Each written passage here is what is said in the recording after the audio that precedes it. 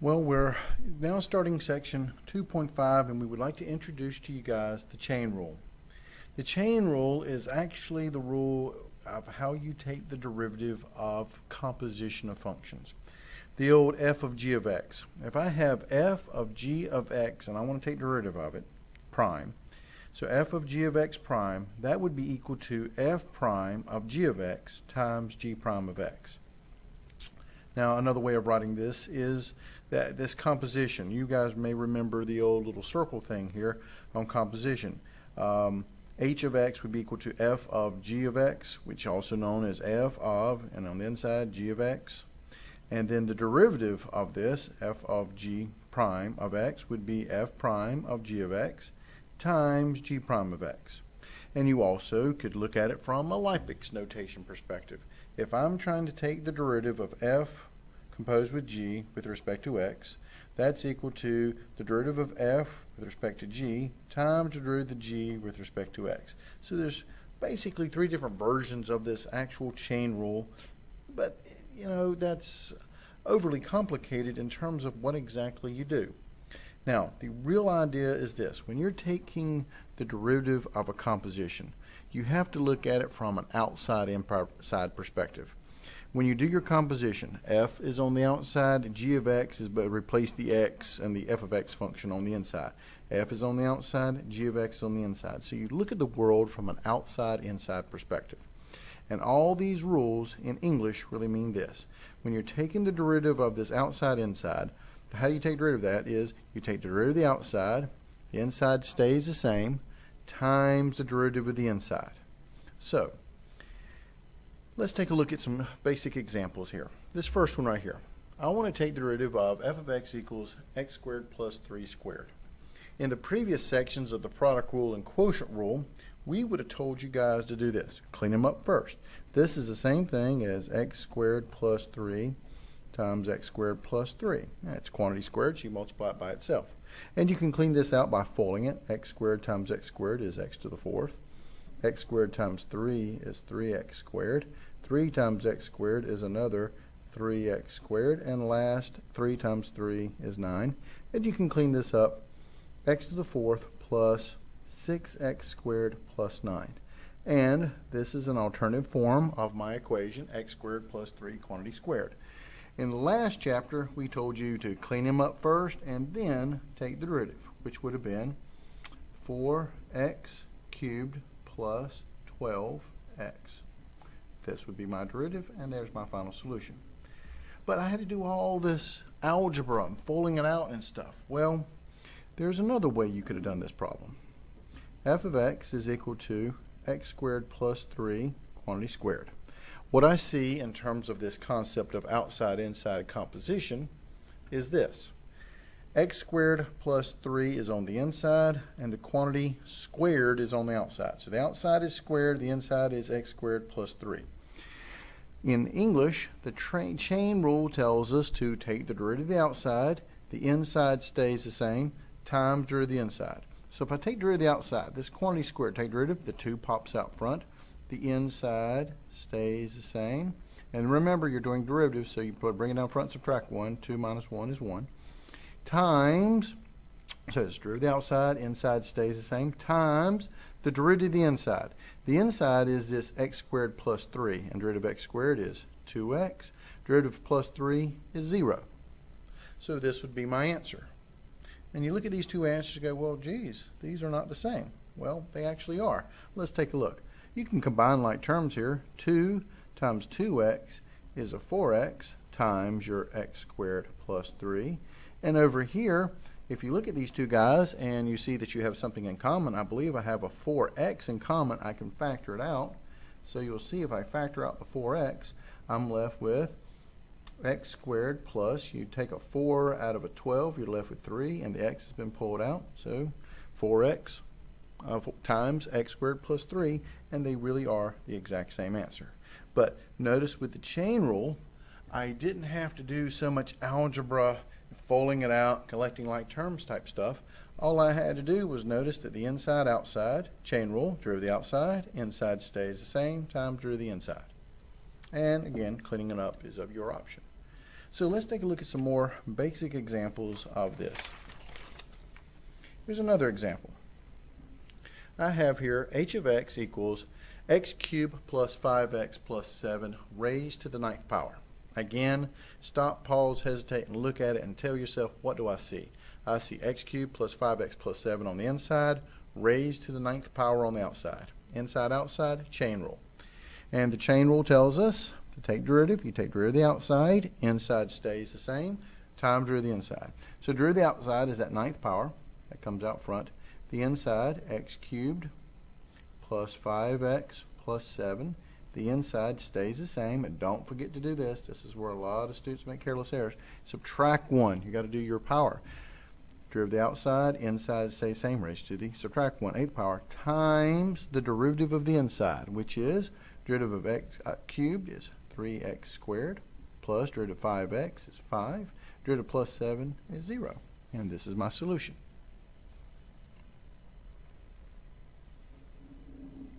Again, the trick is pause, hesitating, and asking yourself, what do you see? When you see insides and outsides, that's chain rule. But you still have to keep in mind about cleaning it up. For example, here's another example.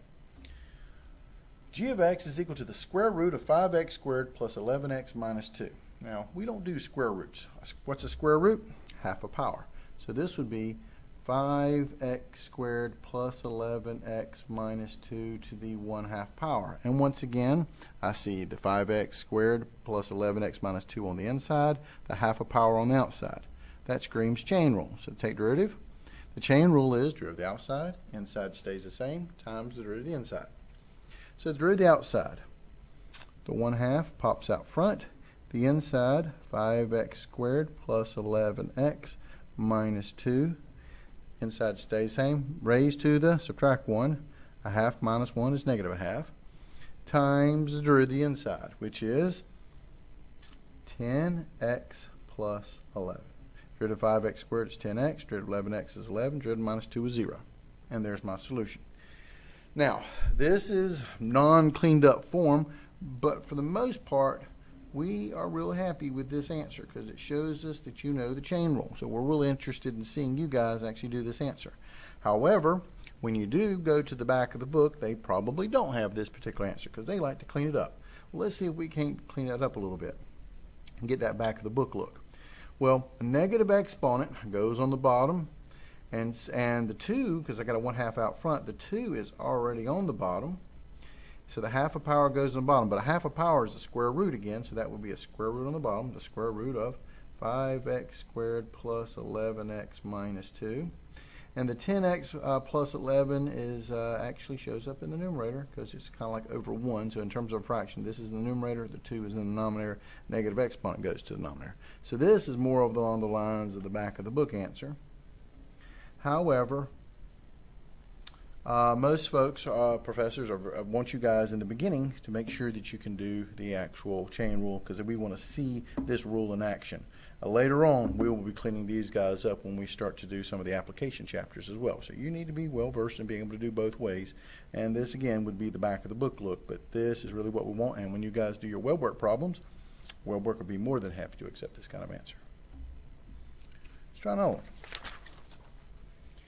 We even have trig functions that have this concept of basic chain rule.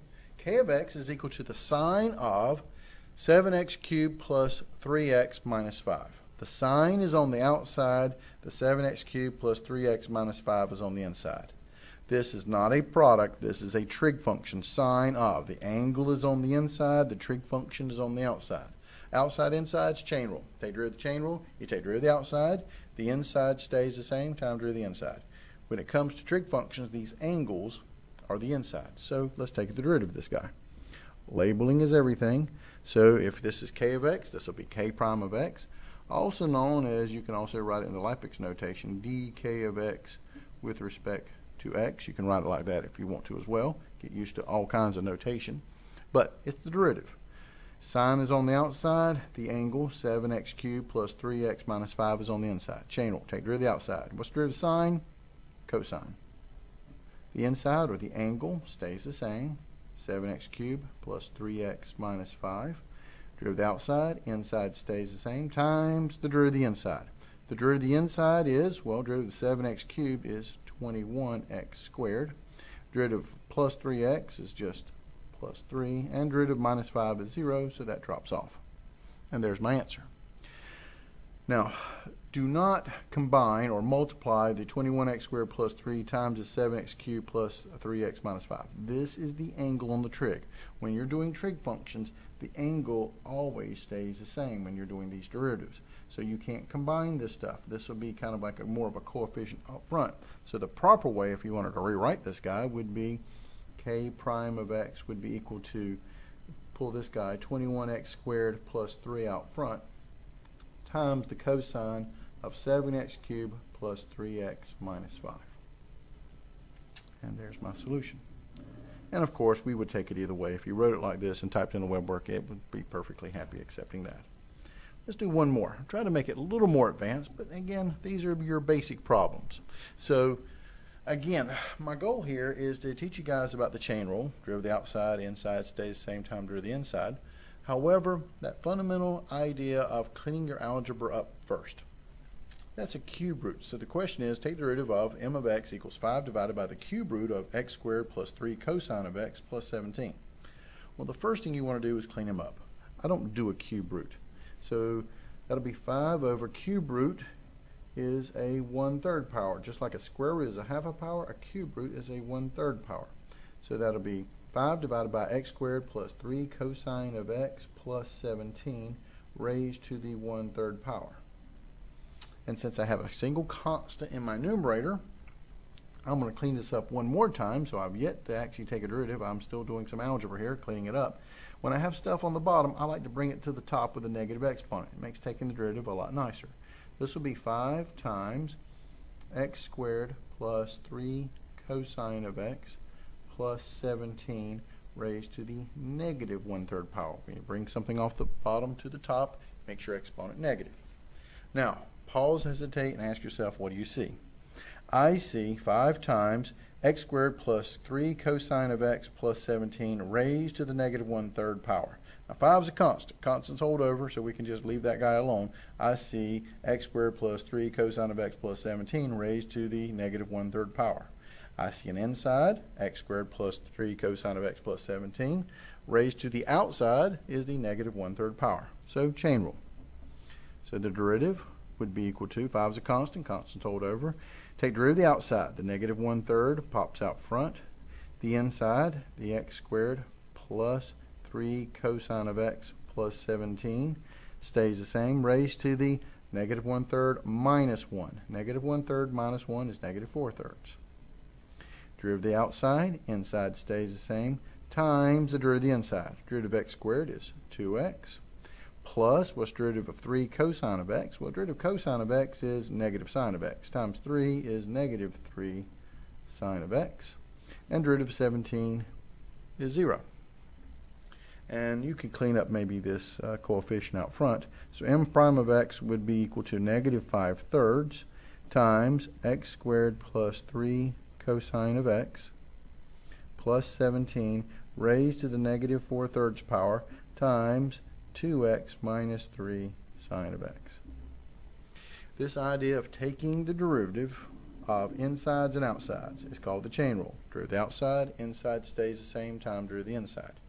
Now, on our next installment of videos, we're going to be doing more of the more advanced examples where we would combine product rule with quotient rule inside the chain rule and do a combination rule. So that's when they start getting more advanced, and we'll do that on our next installment of videos. Hope this has been helpful, and I'll see you in the next video.